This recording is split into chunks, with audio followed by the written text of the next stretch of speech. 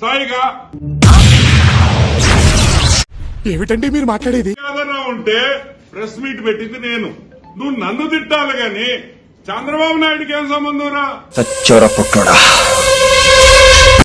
సరే, ఈడు మాట్లాడిన విషయాలు మాట్లాడుకుంటాం. కమ్ములు పత్రబాబు చెప్పకో. దయచేసి ఆంధ్ర రాష్ట్ర ప్రజలు ఈ రోజు నన్ను మన్నించాలి. ఎందుకు? నాకు ఈ విధంగా మాట్లాడటం ఇష్టం లేదు. కానీ నిన్న విజయసాయి రెడ్డి, పొట్టి సారాయి రెడ్డి వాడిన భాష అంటే తోలు తీసేస్తాను ఎద్దవ్వా.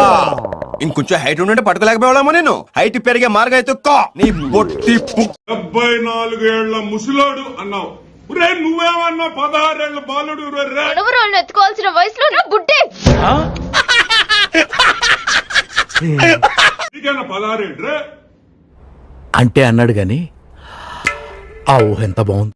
నువ్వు 67 సంవత్సరాలు. ఇప్పుడు చూడండి, నలుగురిలో ఎదవలం అయిపోయాం. 156 రోజులు ఈ రోజుకి నీకు వయసు. కరెక్ట్ మనిషి దొరికావయ్యా. 67 years 156 days. నువ్వు మాత్రం యంగ్స్టర్.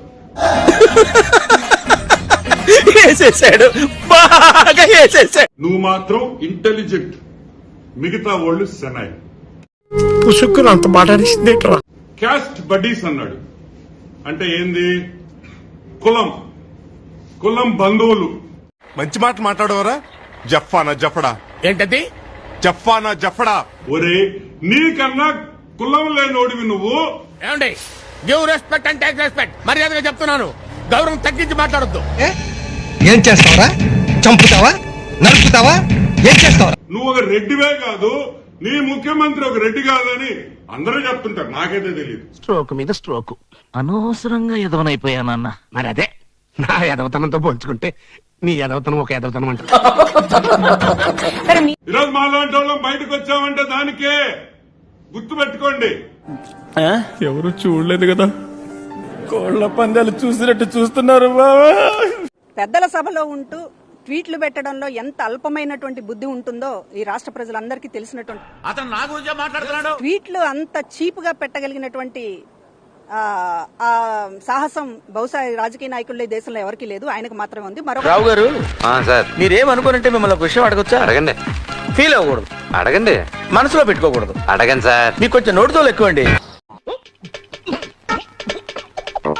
ఒకసారి ఆయన అల్పమైనటువంటి బుద్ధిని చాటుకుంటూ ఈ రాష్ట్రానికి ఎవరు ముఖ్యమంత్రి ఉండాలి, ఒకళ్ళకి వయసు అయిపోయింది, ఇంకొకళ్ళ వయసు ఉన్న వాళ్ళు, నాకు ఆశ్చర్యం వేసింది. మొదట బాధేసింది, ఆ తర్వాత నా మీద నాకే అసహ్యం వేసింది. ఇట్లాంటివేవో తీర్పు చెప్పేటటువంటి ఒక మర్యాద రామన్న పాత్రలో ఈ రోజు కనపడ్డాడు. మేము ఒకటే చెప్తూ ఉన్నాం, రాష్ట్రంలో అధికారంలో ఉన్నటువంటి 5 ఏళ్లు మీరు చేసినటువంటి అరాచకం.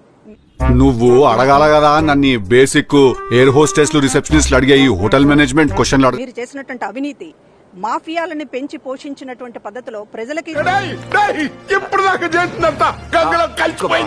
రేషన్ బియ్యం దగ్గర నుంచి ప్రజలకు అందిస్తున్నామనేటటువంటి పేరుతో కూడా రాష్ట్రాన్ని లూటీ చేసినటువంటి ఘనత మీది. ఇదంతా నీ ట్రైనింగే కదరా? నాకు ఆయనకి అసలు సంబంధం వచ్చాం. ఎందుకు సార్ పాతగాయని మళ్ళీ రేపుతారు? దీన్ని సమాధానం చెప్పాల్సి వస్తుంది అనేటటువంటి దాంతో చీప్ రాజకీయం చేశారు ఈ రోజున. ముఖ్యమంత్రిని ఏదో వివాదం చేస్తున్నట్టు, ముఖ్యమంత్రి పదవిని ఏదో వివాదం చేస్తున్నట్టు, కొంతమందిని ఏదో రెచ్చగొట్టడానికి ఒక ప్రయత్నం అనేటటువంటి చేస్తున్నారు. ఆంజనేయులు, నీ నోటంటే ఒక్క మంచి మాట కూడా రాదే. మీ తప్పుల నుంచి తప్పించుకోవడానికి, మీ అక్రమాల నుంచి తప్పించుకోవడానికి, మీరు దోపిడీ గురించి తప్పించుకోవడానికి ఈ రోజున మీరు వేసినటువంటి ఒక చిల్లర రాజకీయ ఎత్తుగడ ముఖ్యమంత్రి ఎవరు ఉండాలి అనేటటువంటి దాని మీద మాట్లాడడం అనేది.